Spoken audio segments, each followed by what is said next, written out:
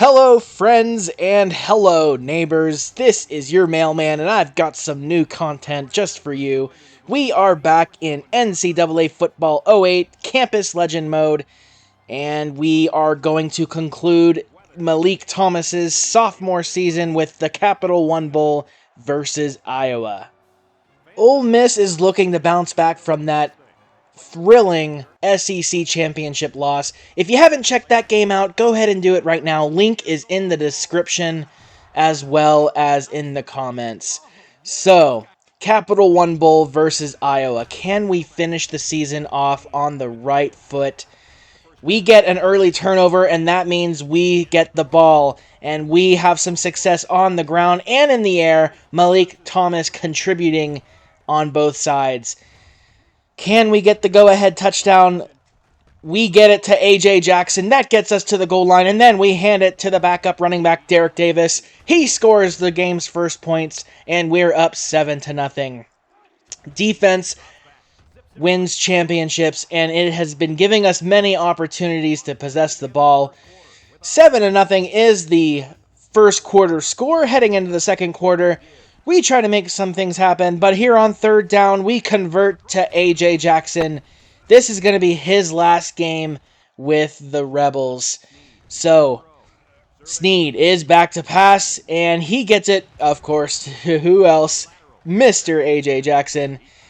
Then, Snead back to Jackson. We get a reception in the backfield. We're not able to get the first down there, but we settle for the field goal. And just like that, Ole Miss is up 10-0 with under 2 minutes to go.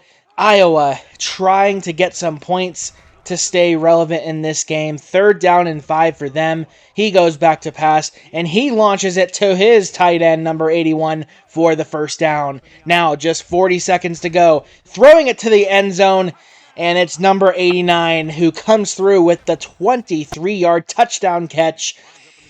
They are only down 3 points. We try to make some magic happen, but we throw the interception. Jevin Snead, another turnover. So that's going to give Iowa a chance to maybe tie it up or perhaps more. The quarterback sheds should have been a sack. Gets the first down, 12 seconds to go. Trying to get into field goal territory, but they're going for more. Number 80 is there to make the big first down catch, and then to seal the drive, number 81, feeling the momentum, comes through with a 12-yard touchdown reception, and just like that, Iowa is up 14-10 after trailing 10-0. As you can see, we are struggling a little bit in the air, averaging just 3 yards per carry. Don't blame me entirely. I was playing a tough defense. No doubt about it. So, third quarter. Let's see if we can get ahead. And we do. We find some space with Malik Thomas there. A nice 12 to 15-yard pickup. And then on third down, I felt the pressure. I had to roll out. I just launch it to the middle of the field. Probably not what quarterbacks are taught to do, but we come through with a huge reception in Iowa's red zone.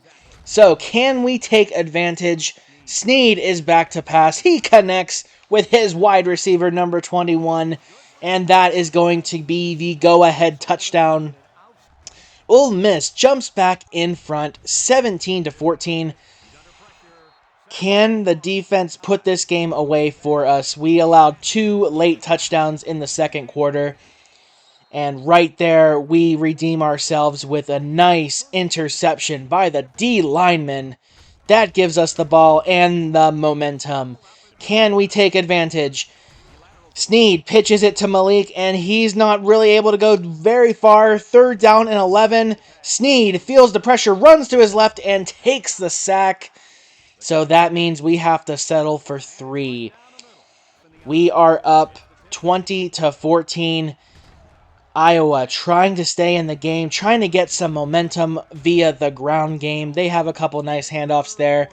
But it's fourth quarter time, ladies and gentlemen, and the Rebels only have a 6-point lead. Then Iowa trailing, throws an easy interception, user pick all the way.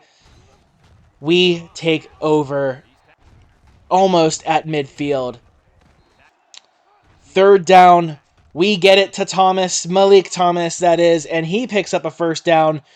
Under 6 minutes to go, we need a score to go ahead, and Malik gets us a little bit closer with a nice 20-yard pickup.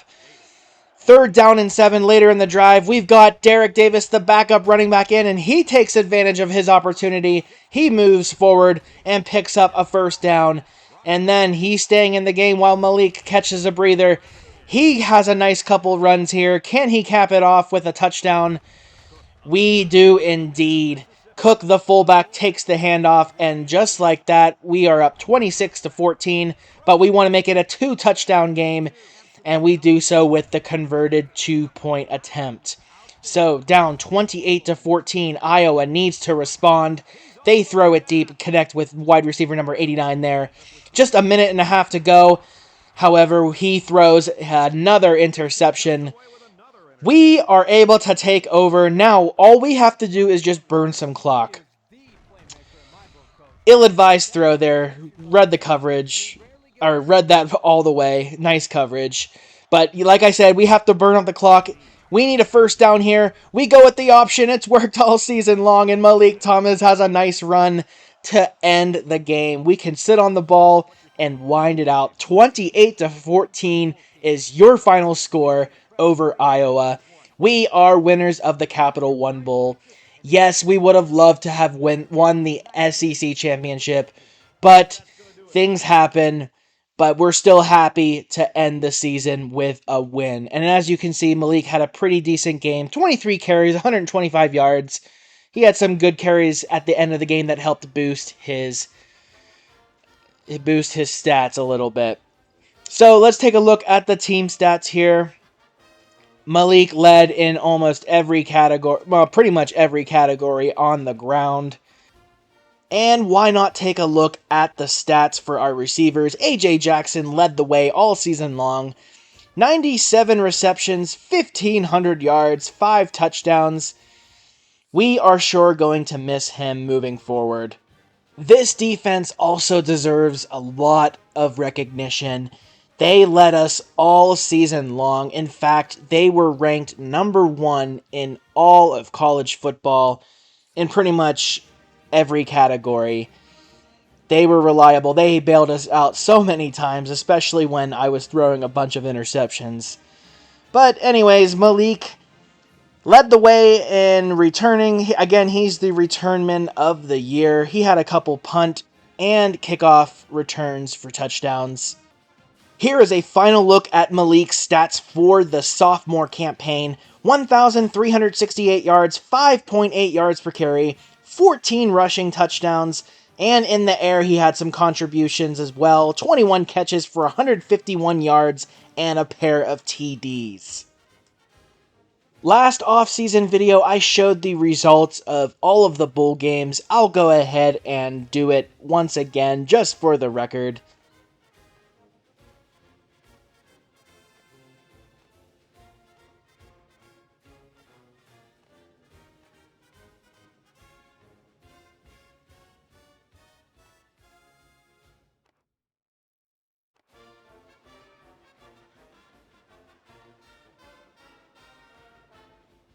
In the BCS National Championship game, Florida State takes the W over Ohio State.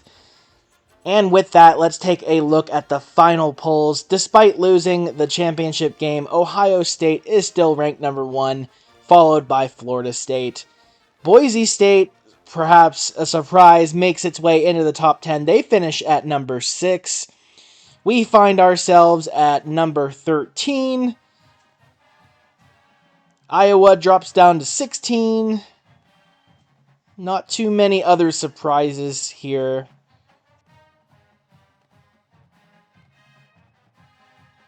And with that, we will jump right into the offseason for Season 3, junior year. It was a fun sophomore campaign all around. There was a lot of battling back and forth between the running back Derek Davis and Malik. Who would be the starter? Who would get the majority of the handoffs? Malik took advantage of every opportunity that he had, and he earned himself RB1 status by the end of the year. Actually, by the midway point. That Florida game was the turning point. If you haven't watched the highlights of the previous season, go ahead and do it right now. You won't regret it. So, let's look forward. What can we expect going into season 3? So I've talked it over with AI, and we've got some goals for Malik heading into Season 3. Number 1, he wants to rush for at least 1,700 yards. We had 1,368 last season, and that was while we were splitting reps. So a full-time starter, I think we can do it. I think we can do it. Number 2, we want to score a total of 20 touchdowns.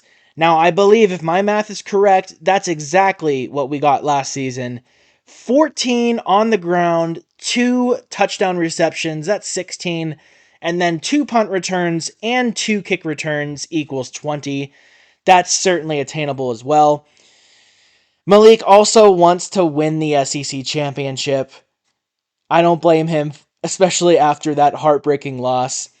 And of course, number 4, Malik wants to be the best running back not only on this team, but he wants to be the best running back in the country.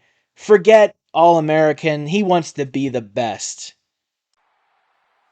AI is going to have Malik focus on exactly what worked last season, his strength, continuing to learn defensive schemes, and of course, having big play potential.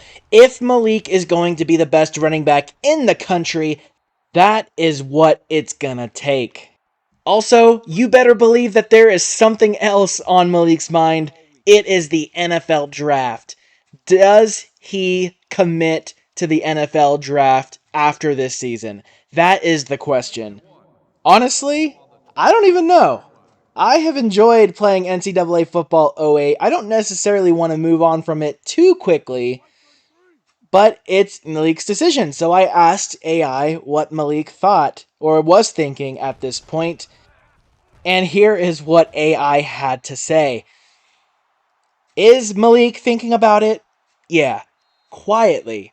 He hasn't said anything to the media, he hasn't even told his teammates, but when he's alone, he's thought, if I level up again, if I stay healthy, if I hit 1,700 yards on the season and ball in a bowl game, win the SEC championship, I might feel ready. He's not rushing the decision. Malik knows one more year could raise his draft stock a lot, but if he gets banged up or if his junior year regresses, that chance could fade. So, how he's going to approach it is he's going to check off those goals that we talked about earlier, win those big games, stay healthy, and hope by November time that he might start getting some buzz around the NFL. And if all of that comes to pass, then yeah, Malik is strongly considering declaring for the NFL draft. But if something feels off, or if he wants to leave no doubt, he's also not afraid to come back for his senior season and make his final year legendary. Guys, I could not resist the urge, the temptation to ask AI what the NFL had to say about Malik after season 2. And according to AI, here's what the scouts are saying. Malik has explosion with vision. Scouts love his ability to hit the hole and turn on the jets. He's an underrated pass catcher. His 21 receptions quietly turned heads. He looks smooth on angle routes, and he's dangerous after the catch. He's also a no-nonsense runner. Coaches like that he doesn't dance around in the backfield. One cut, downhill, let's go. Consistent production and big moments. That 207-yard game against number 1 Florida, that still gets brought up in conversations. Malik is not a household name yet, but he's on mid-round watch lists. Some early draft projections have him as a day 2 sleeper, anywhere between rounds 2 and 3, if he builds on this season. On top of that, there is just so much detail that AI has given us in this series so far. What I haven't mentioned is that AI has created an inner circle for Malik. It even has his mom, Nicole, his cousin Jay, who is a junior college football player, weigh in on the decision to go to the NFL after this season. It's a lot of fun seeing what AI can come up with. So it should be an exciting year. We're going to continue this path, having AI help us along the way. Anytime there's personal decisions or game time decisions, coaching decisions, AI has been an awesome tool. We are going to stick with it year after year. Maybe it's just me that's having this much fun with it. I hope not. If you guys have any suggestions or any input on junior season or declaring for the NFL draft, I know it's a long season coming up, anything can happen, but leave a comment. I want to hear some thoughts from you guys. Believe me, it will only make things even more fun for me. I'd love to see what you guys think. Anyway, we'll end the video with that. Guys, stay tuned. You're not going to want to miss the upcoming videos where we start season number 3. That's right, junior year for Malik Thomas at Ole Miss. If you haven't already, go ahead and subscribe. You'll want to stay tuned. Give the video a thumbs up if you think it was worth it. From your friendly neighborhood mailman, you have a great rest of your day.